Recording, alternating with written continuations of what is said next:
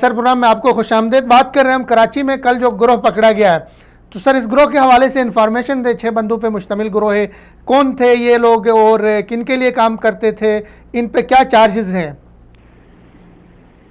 बिस्मिल्लाहिर्रहमानिर्रहीम। लेकिन कराची में जो इन दिनों गिरफ्तारियां हो रही हैं, कल जो मीडिया में आई हैं चीजें, ये 2 तरह के लोग कल वहां पकड़े गए हैं परसों पिछले 2-3 दिन में कराची में।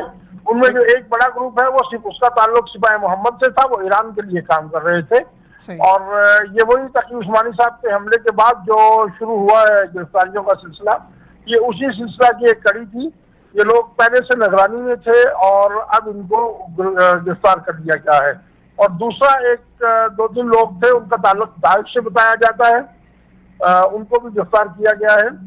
लेकिन ये जो पहला ग्रुप है जिनका ताल्लुक सिवाय मोहम्मद से और दीगर ईरान नवाज फोर्सेस से है, तो इनके सिलसिले में ये इतलात है कि मजीद भी गिरफ्तारियां होने वाली हैं। क्योंकि फिरका वाराना फसाद के हवाले से ये एक बहुत मुनज़्ज़म साजिश थी और इसमें कई एक ग्रुप मुलव्वस है। कराची में इनके कई नेटवर्क काम कर रहे हैं। तो एक तो ये पकड़ा गया, एक इससे पहले पकड़ा गया था जिसमें 2 जर्नलिस्ट है, और मजीद भी गिरफ्तारियां आने वाले दिनों में होने वाली हैं। सही।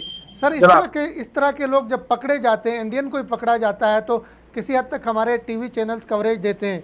तो ये जो ग्रुप पकड़ा गया है जिनके हवाले से आपने बताया, और ख़बर ये भी है कि उनका ईरान से उन्होंने तरबियत हासिल की, शाम के महाज पे भी लड़ते रहे, तो हमारा मीडिया इनको कवरेज दे रहा है इन चीज़ों को, इन खबरों को? देखिए, ये आपकी बात दुरुस्त है। ये जो लोग पकड़े गए हैं, इन्होंने ज़ैनबियून के कैंपों में ट्रेनिंग हासिल की है। इनमें से कुछ लोग शाम में रहे भी हैं।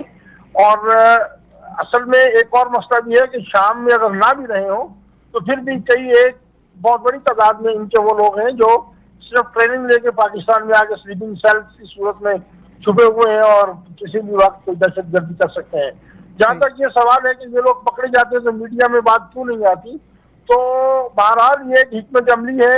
दहशतगर्द कोई भी हो, उसका ताल्लुक किसी भी ग्रुप से, उसे पकड़ा जाना चाहिए।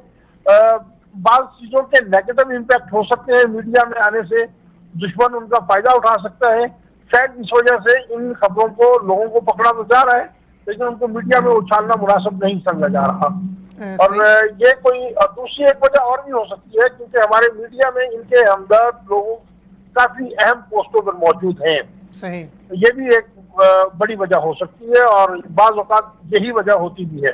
जी सही। बहुत शुक्रिया सर, आपने टाइम दिया, बहुत नवाजी।